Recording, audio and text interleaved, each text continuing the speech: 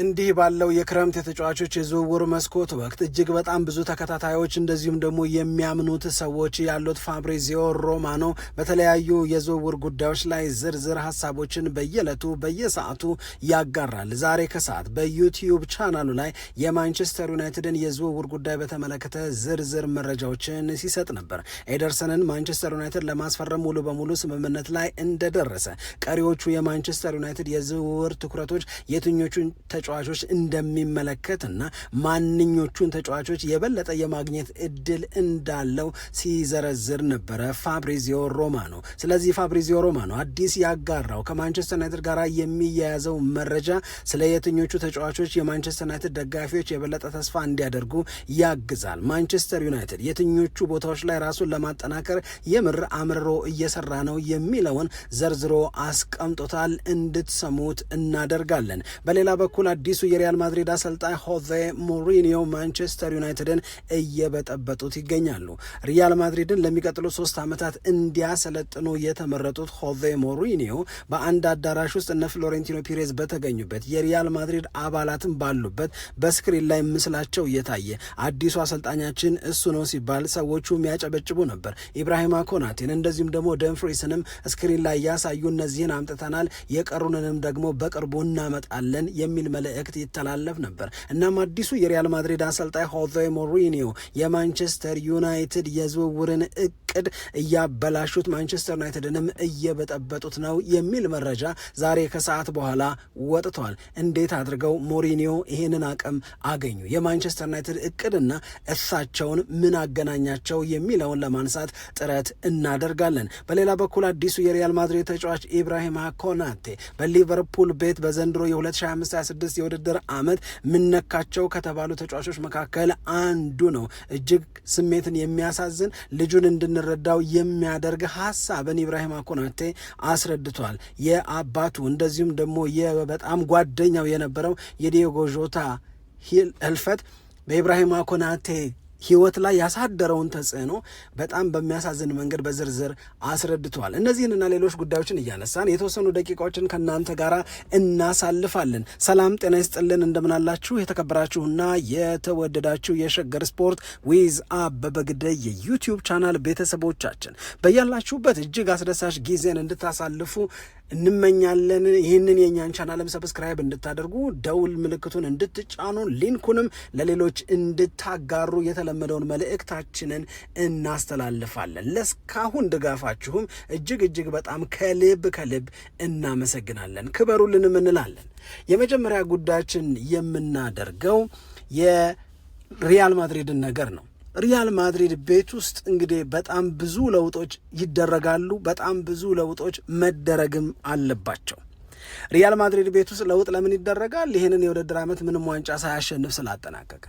ሪያል ማድሪድ ቤት ውስጥ ለምን ለውጥ ይደረጋል? ባለፈው የውድድር ዓመትም ላሊጋውን ማሸነፍ አልቻለም፣ ያሸነፈው ሜጀር ትሮፊም የለም። ስለዚህ በእነዚህ 2 የውድድር ዓመታት ያለ አንድ ትልቅ ዋንጫ የውድድር ዓመትን መጨረስ ለሪያል ማድሪድ ሲሆን ጤናማ አይደለም። ይሄ ትክክል አይደለም። ይሄ መስተካከል አለበት፣ ያውም በፍጥነት። ይሄ ትረስ ዘ ፕሮሰስ የሚለው አርሰናል ቤት ያለው ነገር፣ ሂደቱን ጠብቀን እንደገና ወደ ታላቅነት እንመለሳለን የሚለው የማንቸስተር ዩናይትድ አይነት አገላለጽ ለሪያል ማድሪድ አይሰራም። ሪያል ማድሪድ ቤት ውስጥ በተቻለ መጠን ችግር አይፈጠርም ወይም እንዳይፈጠር ይሰራል። ከተፈጠረ ደግሞ ወዲያው እና በፍጥነት እንዲፈታ ነው የሚፈለገው። በወዲያው እና በፍጥነት ችግሩን መፍታት ካልተቻለ በዛ ዙሪያ ያሉ ሰዎች ያው መንገዱን ጨርቅ ያርግላችሁ ተብለው ይሸኛሉ። እንዲህ ነው ሪያል ማድሪድ ቤት ውስጥ ስራዎች የሚሰሩት። ስለዚህ 2 ተከታታይ የውድድር ዓመት ምንም አይነት ሜጀር ትሮፊ ሳያሸንፉ ሪያል ማድሪድ ቤት ሰላም ሊሆን አይችልም። አዳዲስ የፈረሙ ተጫዋቾች መልሰው ሊሸኙ ይችላሉ። የተቀጠሩ አሰልጣኞች ሊሰናበቱ ይችላሉ። ዣቪ አሎንሶን በ6 ወር እንዳባረሩት መታገዝ፣ ጊዜ መስጠት የሚባል ነገር የለም። ማንም ከሪያል ማድሪድ አሸናፊነት በላይ ተደርጎ አይወሰድም። ስለዚህ ማሸነፍ ዋናው እና ብቸኛው የመቆየትህ ዋስትና ነው። ከዚህ የተረፈ ምንም የሚደረግ ነገር የለም። ይሄ ሀቅ ነው ሪያል ማድሪድ ቤት ውስጥ። ስለዚህም ነው አሁን ከወዲሁ የዝውውር መስኮቱ ገና ሳይከፈት ዓለም ዋንጫውም ተጀምሮ አዳዲስ ተጫዋቾች የመታየት እድል ሳይኖራቸው ሲያስቡበት የቆዩትን ነገር ነው እያደረጉ ያሉት። ለዚህ ነው ሞሪኒዮን መቅጠር ለ3 ዓመት። ይሄ ቅጥር አሪፍ ነው አይደለም? ሊያነጋግር ይችላል። በእኔ እምነት አሰልጣኝ ሆዜ ሞሪኒዮ ከዚህ በኋላ እንደገና አንድን ትልቅ የአውሮፓ ክለብ የበለጠ ውጤታማ የሚፈልገውን ውጤት እንዲያመጣና በአውሮፓ ቻምፒዮንስ ሊግ በላሊጋም እንዲያሸንፍ የማድረግ አቅም አብሯቸው አለ ወይ? ያንን ሉዝ አላረጉትም ወይ ሞሪኒዮ? የብዙዎቻችን ጥያቄ ነው። ሞሪኒዮ አልፎባቸዋል። ሞሪኒዮ ያንን የቀደመውን ማንም ቢሆን የሚመሰክረውን በየትም ቦታ ቢሆን ለውጥ የሚያመጡበትን ትልቁን አቅማቸውን አብሯቸው እንደሌለ የሚናገር በጣም ብዙ ሰው አለ። ሪያል ማድሪድ እና ፍሎረንቲኖ ፒሬዝ ግን ይህንን ሰው አምነው ለ3 ዓመት የሪያል ማድሪድን ፕሮጀክት ሰጥተውታል።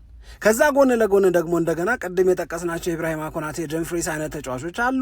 ፕሬዚዳንታዊ ምርጫው ከመደረጉ በፊት ደግሞ ምን አይታችሁ ገና በጣም ውድ ዋጋ ከፍለን የምናመጣቸው ተጫዋቾች አሉ፣ በተለይ አንድ ተጫዋች 150 ሚሊዮን ዩሮ የሚያወጣ ብለው ሲነግሩን ነበር። አሁን ወደ ተነሳንበት ነጥብ እንመለስ።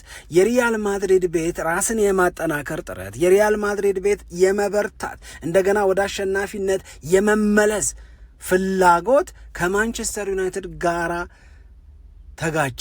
ማንቸስተር ዩናይትድ እያስኬዳቸው የነበሩ መንገዱም ስሙዝ ይሆንለታል የተባሉ ዝውውሮች ላይ ነው አሰልጣኝ ሆዜ ሞሪኒዮ ደንቃራ ሆነዋል የተባለው። ማንቸስተር ዩናይትድን እየበጠበጡ ነው ያስባለውም ይሄ ጉዳይ ነው። አሁንም መርሳት የሌለብን ሪያል ማድሪድ የሚሰራው ለራሱ ነው።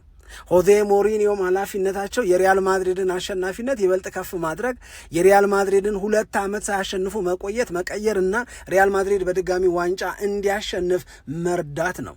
በሪያል ማድሪድ ሰዎች በኩል አንዱ ስሜታቸውን የሚጎዳው ነገር የባርሴሎና ይህንን የበላይነት ከሪያል ማድሪድ የነጠቀበት ወቅት ነው። ባርሴሎና ፋይናንሻሊ ስቴብል አይደለም። ባርሴሎና የሚፈልጋቸው ተጫዋቾች ብዙ ናቸው።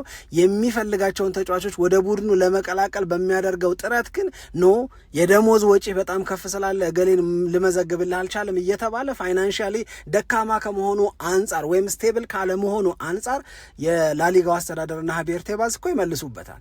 ባርሴሎና እንዲህ ፋይናንሻሊ የተወላገደ በጣም አቅም አነሰው በሚባልበት ጊዜ እንዴት በልጦ እንዴት ከሪያል ማድሪድ እንዲህ ያለ የላሊጋን ዋንጫ የማሸነፍ ክብር ሊወስድ ይችላል? እንዴት አሁንም በተሻለ ቡድንነት ሜዳ ውስጥ ባርሴሎና ከሪያል ማድሪድ ይልቅ ጥሩ ነው እንዴት ይባላል? ይህንን መቀበል ለሪያል ማድሪድ ሰዎች በጣም ከባድ ነው። ስለዚህ ነው ሞሪኒዮ የመጡት፣ ስለዚህ ነው ሞሪኒዮ የሚወስኑት። ነገር ግን ለሪያል ማድሪድ የሚወስኑት ውሳኔ ማንቸስተር ዩናይትድን ከበጠበጠው ይህንኑ ተናግሮ ማለፍ ነው። እንዴት በጠበጡት ነው?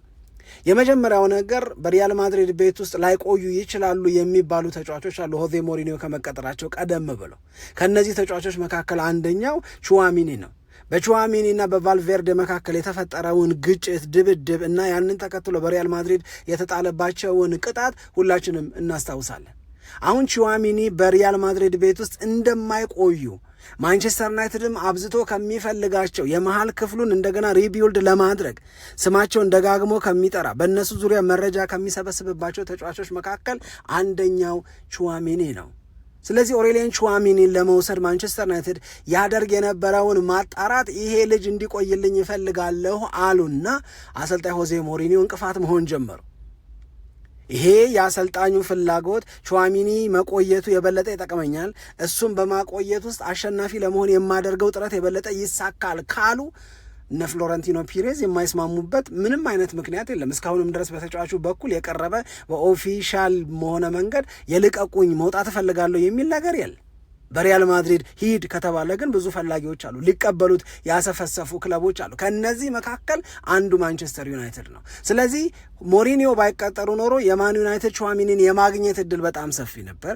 ሞሪኒዮ ሲቀጠሩ ይሄ ልጅ እንዲቆይልኝ ይፈልጋለሁ ስላሉ ማንቸስተር ዩናይትድ ካሰባቸው ታርጌት ካደረጋቸው የመሃል ክፍል ተጫዋቾች መካከል አንዱን የማግኘቱን አጋጣሚ አጠበቡበት። እዚህ ጋር ቢቆም ምንም ችግር የለውም። ይሄንን ብቻ ስላደረጉም አይደለም ሚዲያዎቹ ሞሪኒዮ ማንቸስተር ዩናይትድን እየበጠበጡት ነው የሚሉት። ከዛ ይልቅ ማቲያስ ፈርናንዴዝ የሚባለው የዌስትሃም ዩናይትድ ተጫዋች እንዲፈርምልኝ እፈልጋለሁ አሉ። ደግሞ ይሄም ደግሞ በሌላኛው የማንቸስተር ዩናይትድ ኢንተረስት ላይ ጣልቃ መግባት ነው። ያ ማለት ማንቸስተር ዩናይትድ ሽሚያ ውስጥ እንዲገባ ያስገድዱታል። ማንቸስተር ዩናይትድ ደግሞ ባለፈው ክረምትም አሁንም እንደ ፖሊሲ የያዘው ነገር ፋይናንሻሊ ነገሮቼ በደንብ እስኪስተካከሉ ድረስ አንድን ተጫዋች ለማስፈረም በሚደረግ የትኛውን ፉክክር ውስጥ አልገባም፣ ዋጋ ንጽጽር ውስጥም አታዩኝም ብሎ ማንቸስተር ዩናይትድ ተናግሯል። ተጫዋቾች እኔን መቀላቀል መፈለግ አለባቸው። እኔን እንዲቀላቀሉ የምፈልጋቸው ተጫዋቾችም ማንቸስተር ዩናይትድ ያዋጣል ይበቃል በሚለው ዋጋ እንደሚመጡ እርግጠኛ መሆን እፈልጋለሁ እንጂ አብጄ አላብድም፣ እንደዛ አይነት ፉክክር ውስጥ አልገባም። ሪያል ማድሪድ 70 አቀረበ ሲባል 75 አቀረበ ሲባል 80 እያቀረብኩኝ በየትኛውን ፉክክር ውስጥ ገባ አታዩኝም። ፕሮጀክቴ ለተጫዋቾቹ አስረዳለሁ፣ ለክለቦቹ መንገር ያለብኝን ነገር እነግራለሁ። የመረጠኝና የፈለገኝ ብቻ እኔን ይቀላቀላል ይላል ማንቸስተር ዩናይትድ። አምናም ይህንን ያደረገው አሁን ዘንድሮም ይሄንኑ እንደግማለን ነው እያሉ ያሉትና ኦማር በራዳ።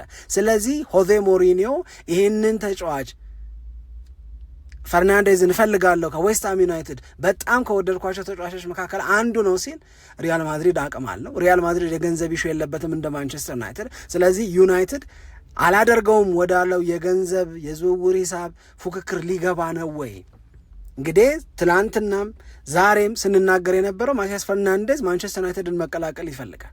የማቲያስ ፈርናንዴዝ ወኪል ማንቸስተር ዩናይትድ ጋር ስምምነት እንደርሳለን ብሎ በእርግጠኝነት እየተናገረ ነው ያለው። በዚህ ስሜት ውስጥ እያለ ሪያል ማድሪድ ሲመጣ በርገግ አለ ማለት ይቻላል ወይ? ሪያል ማድሪድ ስለመጣ ማንቸስተር ዩናይትድ ላይ የሚፈጠር ምንም አይነት ጫና የለም ወይ? ስለዚህ ቹዋሚኒን ለማግኘት የሚደረግ ጥረት ላይ ይቆያል ሲሉ ማቲያስ ፈርናንዴዝን ለማስፈረም በሚደረግ ጥረትና በጣም ትልልቅ የሚባሉት ሚዲያዎችም ጭምር ዩናይትድ ይህንን ተጫዋች ማግኘቱ አይቀርም እያሉ ባለበት ሰዓት እኔም ገባሁበት ሲሉ ማንቸስተር ዩናይትድን መበጥበጥ ከዚህ በላይ የለም ነው የሚሉት የአውሮፓዎቹ ሚዲያዎች። እኔም እንደዛው ነው የምረዳው። የእውነት ለመናገር ግን ሪያል ማድሪድን ካነሳን በሪያል ማድሪድ ጉዳይ መነጋገር ከነበረበት ትንሽ ዘግይቶ ሊሆን ይችላል። የኢብራሂማ ኮናቴ ጉዳይ ኢብራሂማ ኮናቴ፣ ቨርጂል ቫን ዳይክ እንደ በፊቱ አይደለም ጥምረታቸው። እነዚህ ሁለት ተጫዋቾች 2025-26 ሊቨርፑል ቤት ተፋዘዋል፣ ተቀዛቅዘዋል። ያንን አስፈሪ የሚባለውን የመከላከል ጥምረታቸውን እያየን አይደለም። ሊቨርፑልም 53 ጎል ገባበት። 38 ጨዋታ በሚደረግበት የእንግሊዝ ፕሪሚየር ሊግ አንድ የውድድር ዓመት ሊቨርፑል ላይ ይሄን ያህል ጎል ሲገባ ከብዙ ጊዜ በኋላ ለመጀመሪያ ጊዜ ነው። ያልተለመደ ነው ፈረድን። ኢብራሂማ ኮናቴ እንኳን ያው ከፍቶት ነው ቨርጂል ቫን ዳይክን ኮንትራት ለማራዘም የመሐመድ ሳላህን ውል ለማደስ ሊቨርፑል ሲንቀሳቀስ የኔ ኮንትራት ሊያበቃ እንደነሱ በተቃረበበት ጊዜ ውስጥ ሆኜ እነሱን ውላቸውን ለማራዘም የሚሯሯጠውን ያህል እኔ ላይ ግን ትኩረት አላደረገም ነው የመከፋቱ ምክንያት። ስለዚህ የእሱ መቀዛቀዝ ከዚህ ጋር ተያይዞ እንዲታሰብ ተደርጎ ነበረ። አሁን የሪያል ማድሪድ ተጫዋች ሆኖ ለሚቀጥሉት 4 ዓመታት በሪያል ማድሪድ ቤት ውስጥ እንደሚጫወት ውል ከፈረመ በኋላ ሁሉም ነገር ከተረጋገጠ በኋላ ራሱ ኢብራሂማ ኮናቴ አንዳንድ ነገሮችን ተናግሯል። ቀደም ብሎም ሲያወራ ነበረ። አሁን ደግሞ የበለጠ በዝርዝር አስቀምጦታል። ህይወት አስጠላኝ ነው የሚለው ኢብራሂማ ኮናቴ። በህይወቴ የማደርጋቸው ነገሮች በሙሉ አንዳቸውም እንኳን ደስታ አይሰጡኝም አለ። በቃ ሙሉ በሙሉ ከፍተኛ የሚባል ዲፕሬሽን ውስጥ ገብቻለሁ። ህይወትን እንዲሁ በዝም ብሎ ነው እየኖርኩት ያለሁት እና ችዬ እግር ኳስ መጫወቴ ነው ለእኔ የሚገርመኛል። ችዬ ወደ ሜዳ መግባቴ፣ ችዬ ልምምድ መስራቴ ነው እጅግ በጣም የሚገርመኛል። የመጀመሪያው እንዲህ ወዳለ አሳዛኝ ስሜት ውስጥ ለመግባቱ በምክንያትነት የሚጠቀሰው የቡድን ጓደኛው ዲየጎ ዦታ ከዚህ ዓለም በሞት መለየት ነው። በመኪና አደጋ ህይወቱ ሲያልፍ አሜሪካን ሆኜ ነበር የሰማሁት አለ። ለማመን በጭራሽ አልቻልኩ። ምክንያቱም ከዚህ ልጅ ጋራ እንደ ቡድን ጓደኛ ብቻ ሳይሆን ቤታችንም ጎረቤትነት ስላለ የእሱ ቤትና የዲየጎ ዦታ ቤት ጎን ለጎን ነው። ስለዚህ ጎረቤታሞች ናቸው። ህይወትን ተጋርተናል አለ። ያቅርበት ያመጣው ህይወትን መጋራት አለ። እንዴት አይነት ሰው እንደሆነ ልነግራችሁ አልችልም። ለምንም ነገር ግድ የሌለው ይሄ ዝና፣ ክብር ምን ለሚባለው ነገር ምንም አይነት የተለየ መንሰፍሰፍ የተለየ ቦታ የሌለው ሰው ነው ዲየጎ ዦታ። እንዲሁ ዝም ብሎ ህይወትን በደስታ መኖር የሚፈልግ በዙሪያው ላሉ ሰዎች የሚጨነቅ በዙሪያው ላሉ ሰዎች የተለየ ክብር ያለው እና ማንም እሱን የተጠጋ ማንም እሱን የቀረበ ሊወደው እንጂ የተለየ ስሜት በዲየጎ ዦታ ላይ ሊያሳርፍ አቅም በጭራሽ የለውም አለና ያ ሰው ሞተ። ያ ሰው አጣ ነው የለም ካሁን በኋላ ልናገኘው አንችልም። ይሄንን አእምሮ ፕሮሰስ አድርጎ እንዲቀበለው ማድረግ፣ በዚህ መንገድ ማዘጋጀት። እኔ ምንም ኤክስፒሪየንስ የለኝም እንደዚህ አይነት ነገር ልቀበለው አቃተኝ አለ። መልበሻ ቤት ውስጥ ስመጣ የመልበሻ ቤቱ ላይ አሁንም የዲየጎ ዦታ ሎከር አለ። ዲየጎ ዦታ ወደ ልምምድ ስንሄድ በልምምድ ቦታ ላይ በቃ በህይወቱ የሚያስደስተው ከሰዎች ጋር ያለው ትስስር፣ ከሰዎች ጋር ያለው መልካም ግንኙነት ነው። ቤተሰባዊ ህይወቱ ነው የእሱ ጭንቀት እንጂ ይሄ ዝና፣ ክብር፣ የበለጠ ከፍ ማለት ምናምን የሚባለው ነገር በጭራሽ ሲያስጨንቀው አይታችሁ አታዩም። ህይወትን ቀለል አድርጎ የሚኖር በዛ ደግሞ የሚያምን ሰው ነው እና ጎረቤት ሆነን እንደ ሌሎቹ የሊቨርፑል ጓደኞች ብቻ ሳንሆን ጎረቤት የሆነን ህይወት ተጋርተናል። ያ ሰው የለም፣ ያ ሰው ሞተ። ይሄንን መቀበል አቃተኛል እና ግድ ነው ደግሞ የሚያሳዝነው ነገር ይላል ኢብራሂማ ኮናቴ፣ ግድ ነው እንደገና ልምምድ ሜዳ መሄድ። ምክንያቱም ሊቨርፑል በየወሩ ገንዘብ ይከፍለናል። ምክንያቱም ሊቨርፑል በዚህ ወቅት የእኛን አገልግሎት ይፈልጋል፣ የኔን አገልግሎት ይፈልጋል። እውነት ችዬ ነበር ወይ? እውነት ከዛ ሐሳብ መውጣት ይቻል ነበር ወይ? አሁን ድረስ አልቻልኩማል። አሁን ድረስ የዲየጎ ዦታን ህልፈት አምኖ መቀበል ኖርማል ነው፣ ህይወት ይቀጥላል የሚለውን ነገር መውሰድ እና ወደ በፊት ጥንካሬ፣ ወደ በፊት ጉጉት መምጣት በጣም እጅግ በጣም አስቸጋሪ ነዋል። ምናልባት ሌላ ለማንም ያላወራሁት ወሬ አላል። ለማን ልንገር? ማንን ሄጄ ላነጋግር? ምንድነው እንደዚህ ያለ ነገር ሲያጋጥም የሚደረገው ያላልኩበት ጉዳይ 2025-26 የውድድር ዓመት ሲጀመር አባቴ በጠና ታመማል። አባቴ በጠና ታሞ የሕክምና ባለሙያዎቹን እንዲረዱት የተዘጋጁትን ሐኪሞች ስናናገር ከይቅርታ ጋር ብለው የነገሩን ነገር አባታችሁ ረጅም ጊዜ በሕይወት መቆየት የሚችልበት እድል የለም፣ በቅርቡ ይሞታል ተባልናል። እና እነሱ እንደዛ ብለው ሲናገሩን ለአባታችን ኳሊቲ ላይፍ ለመስጠት ጥረት እያደረግን ነበር። ያንን ኳሊቲ ላይፍ እየሰጠን ግን ዩኒድ ሰምፐዲ በቃ ልታወራው የምትፈልገው የሆነ ሰው አለ። ማንን ላናገር? ለአሰልጣኙ ነው? ከቡድን ጓደኞቼ ለማን ላናገር? በህይወት ካሉ የሌሎች ጓደኞች ከማን ጋር ላውራ? በአውራስ ምን ያደርጉልኛል? በዚህ ሀሳብ ውጣ ውረድ ውስጥ ነኝ። ሐኪሞቹ ነግረውናል እንቅጩን፣ አባታችሁ ብዙ የመቆየት እድል የለውም ብለውናል። ነገር ግን እነሱ እንደዛ ሲሉን በዛ ፍጥነት አባቴ ይሞታል ብዬ በጭራሽ አላሰብኩም ነበረ። ነገር ግን አባቴ ጥር ላይ ሞተ። ከዛ በኋላ ህይወት እንዴት ነው የሚኖረው? ከዛ በኋላ ምን እየተደረገ ነው ህይወት የሚቀጥለው? ከባድ ነው ለኔ አለ። በጣም ከባድ ነው። ያን ጊዜ እንደውም የሊቨርፑል ደጋፊዎች እጅግ በጣም የማመሰግናቸው የላይፍ ታይም ፌቨር አድርጌ የምወስደው ነገር ዘወር ከጎኔ ነበሯል፣ እንድጽናና፣ እንድበረታ፣ እንድረሳ። እነሱ እንደዛ ሲሆኑልኝ ደግሞ ሊቨርፑል በዚህ ወቅት የኔን አገልግሎት ይፈልጋል የሚል ስሜት ውስጥ ደግሞ ገባለሁ። አስቡት፣ ዲየጎ ዦታ ሞተ። የውድድር ዓመቱ ሊጀመር አካባቢ ለፕሪሲዝን ሪፖርት ሊያደርግ መንገድ ላይ ያለ ነው ህይወቱ ያለፈው በመኪና አደጋ። ጥር ላይ አባቱ ሞቱ። እንደነዚህ ያሉ በህይወቱ ወሳኝ የሚላቸው በህይወቱ ትልቅ ቦታና ትልቅ ዋጋ የሚሰጣቸው ሰዎች በጣም በተጠጋጋ ጊዜ ሲሞቱ ህይወት ያደናግራል፣ ህይወት ግራ ያጋባል፣ ልብ ይሰበራል። ለህይወት ግዴለሽ ነው የምትሆነው እንኳን እግር ኳስ ለመጫወት አለ ኢብራሂማ ኮናቴ።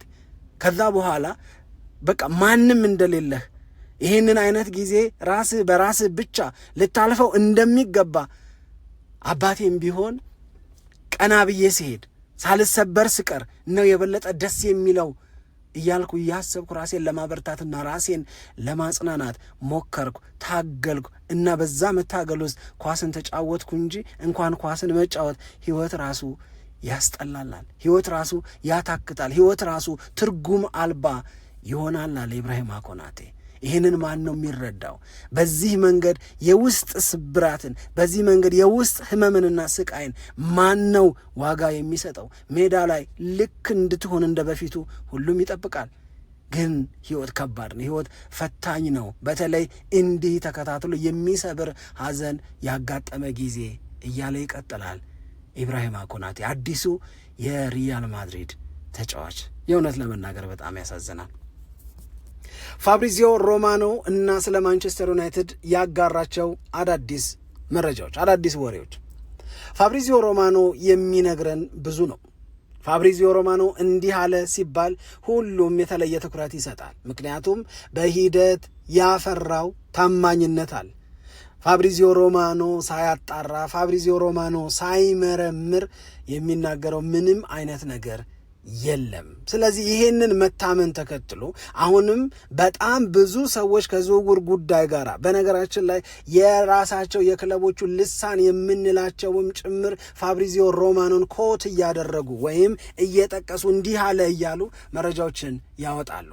አሁን ተራው በማንቸስተር ዩናይትድ ጉዳይ ላይ አዳዲስ መረጃዎችን ማጋራት ነበር መሰለኝ። ዛሬ በአብዛኛው የዩናይትድን ጉዳይ ነው ሲያነሳ የነበረው። ፋብሪዚዮ ሮማኖ የሚጽፍባቸው ገጾች አሉት። ፋብሪዚዮ ሮማኖ የዩቲዩብም ቻናል አለ። በዩቲዩብ ቻናሉ ላይ ከማንቸስተር ዩናይትድ የዝውውር አፈጻጸም ጋር በተያያዘ ያነሳቸውን ሀሳቦች እንንገራችሁና እናብቃ። የመጀመሪያው ነገር ኤሊየት አንደርሰንን ለማስፈረም ማንቸስተር ዩናይትድ የነበረው ጠንካራ ፍላጎት ተጫዋቹ ማንቸስተር ሲቲን በመምረጡ ወይም ወደ ማንቸስተር ሲቲ በማዘንበሉ ማንቸስተር ሲቲን በልጁ ላይ ጠንካራ ፍላጎት ስላለውና ለክለቡ ለኖቲንግሃም ፎረስት በይፋ ጥያቄ ስላቀረበ ምንም እንኳን የቀረበውን የመጀመሪያ ጥያቄ ውድቅ ቢያደርገውም ኖቲንግሃም ፎረስት ይህንን ተጫዋች ለማቅረብ ለራስ ለማድረግ ማንቸስተር ሲቲ ሁለተኛ ጥያቄ ያቀርባል። ወደ መግባባት ይመጣሉ። በተጫዋቹም በኩል በአብዛኛው አሁንም የማንቸስተር ሲቲ ተጫዋች የመሆን ጠንካራ ፍላጎት አለ። አሁን ይህንን ኤሊየት አንደርሰንን የማግኘት እድሉ ሳስተዋል ማንቸስተር ዩናይትድ ምናልባትም በማንቸስተር ሲቲ መበለጡን በዚህ ልጅ ጉዳይ አምኖ ተቀብሏል ሲባል ግን ያው ኤደርሰንን አስፈርሟል። ከዛም በኋላ ደግሞ ሁላችንም እንደምናውቀው ሌሎች አማራጭ ተጫዋቾችን የራስ ለማድረግ እየሰራ ነው የሚገኘው። ማንቸስተር ዩናይትድ የመሃል ክፍሉን ለማጠናከር በሌሎችም ዝውውሮች ላይ ውጤታማ ለመሆን የሚሰራው ስራ ፍሬ እንደሚያፈራ ፋብሪዚዮ ሮማኖ አልጠራጠርም ይላል። ግን የትኞቹን አማራጮች ፈጥኖ የማግኘት እድል አለው?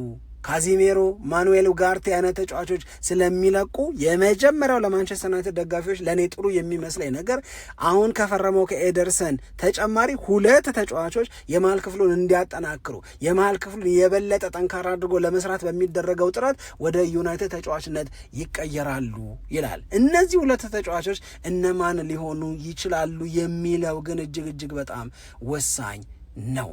ይህንን በሚያነሳበት ሰዓት ላይ ከትንንሽ ክለቦች ትልቅ ተስፋ አላቸው የሚባሉ ተጫዋቾችን ሊያመጣ እንደሚችል ለምሳሌ የሳውዝሃምፕተኑን ኮከብ የሚባለውን ሺያ ቻርልስን ማንቸስተር ዩናይትድ በሐሳቡ ከያዛቸው ተጫዋቾች መካከል አንዱ ስለሆነ የሚድል ስፍራውን ተጫዋች ሃይደን ሃክኒን እንደዚሁ በተለይ ደግሞ ማይክል ካሪክ በጣም ስለሚወደው በዚህ ልጅ ጉብዝና ስለሚተማመን እንደነዚህ ያሉ ተጫዋቾችን ከግምት ውስጥ አስገብቶ ማንቸስተር ዩናይትድ የሚሰራቸው ስራዎች አሉ።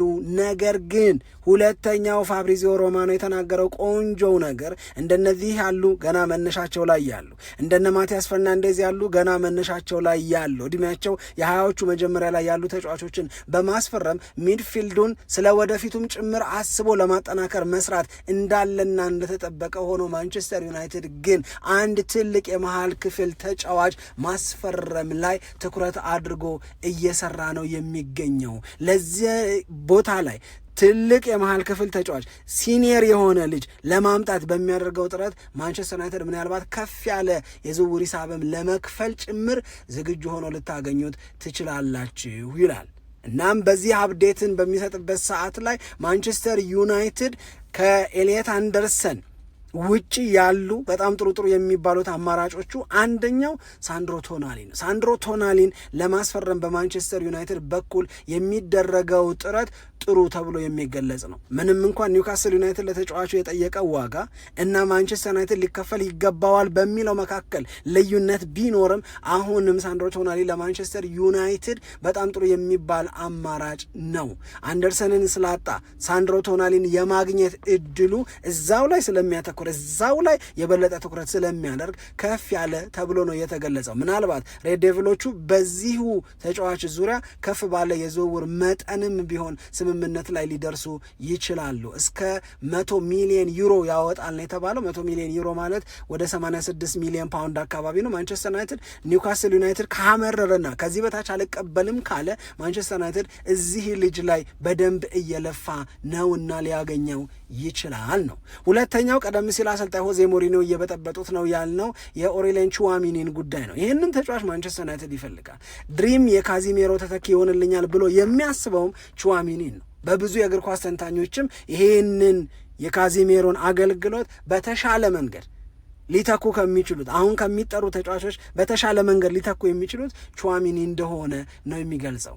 ይህንን ግን ሆዜ ሞሪኒዮ አሁን እንዲቆይልኝ እፈልጋለሁ በማለታቸው ምክንያት የማንቸስተር ዩናይትድ ተጫዋቹን የማግኘት እድል ካልጠበበ በስተቀረ ዩናይትድ ኦሬሊያን ቹዋሚኒ ላይ በደንብ እናጥብቆ እየሰራ ነው። ማቲያስ ፈርናንዴዝ አሁንም በፋብሪዚዮ ሮማኖ እምነት ማንቸስተር ዩናይትድን የመቀላቀል እድሉ በጣም በጣም ከፍ ያለ ነው። የካርሎስ ባሌባን ስም ዛሬም እያነሳ ነው። ባለፈው ክረምት ታስታውሱ እንደሆነ ይላል ፋብሪዚዮ ሮማኖ ካርሎስ ባሌባ ማንቸስተር ዩናይትድን ለመቀላቀል ፈልጓል፣ ወስኗልም፣ ቅድመ ኮንትራት ስምምነት ላይ ደርሷል። ፐርሰናል ተርም ላይ ምንም ችግር አልነበረበትም። ችግር የነበረው ብራይተን ኤንድ ሆቭ አልቢዮን ልጁን ለመሸጥ የጠራው ዋጋና ማንቸስተር ዩናይትድ ለልጁ ሊከፈል ይገባል ያለ ዋጋ መካከል ልዩነት ስለነበረ ያንን ልዩነት ከማጥበባቸው በፊት የዝውውር መስኮቱ ስለተዘጋ ነው። እናም ፋብሪዚዮ ሮማኖ ሀሳቡን ሲያጠቃልል ኤሊየት አንደርሰንን ለማግኘት ለማንቸስተር ዩናይትድ በጣም ከባድ ነው። ነገር ግን በኤሊየት አንደርሰን ምትክ ሌሎች ተጫዋቾችን ለማስፈረም በሚያደርገው ጥረት ማንቸስተር ዩናይትድ ሊሆንለት ይችላል ነው። ምንም አትጠራጠሩ፣ የማንቸስተር ዩናይትድ የመሃል ክፍል ጠንካራ ሆኖ ይገነባል። ተጫዋቾቹም ፍላጎታቸው ጥሩ ነው። ማንቸስተር ዩናይትድም ዝውውሮቹን ለማሳካት ጠንካራ አቋም ላይ ነው የሚገኘው የሚል አስተያየትን ሰጥቷል። ደግሞ እንደገና ሌሎች አዳዲስ መረጃዎችን ይዘን ወደ እናንተ እንመጣለን። እናንተም እንድናነሳ የምትፈልጉት ጉዳይ ካለ ላኩ። ጥያቄዎቻችሁን በክብር እናስተናግድ፣ ደስ ብሎንም እንታዘዝ ነው የምንለው። አብራችሁን ስለነበራችሁ እጅግ በጣም አድርገን እናመሰግናለን። ሰላም ለእናንተ ይሁን። ኢትዮጵያ ለዘለዓለም ትኖር።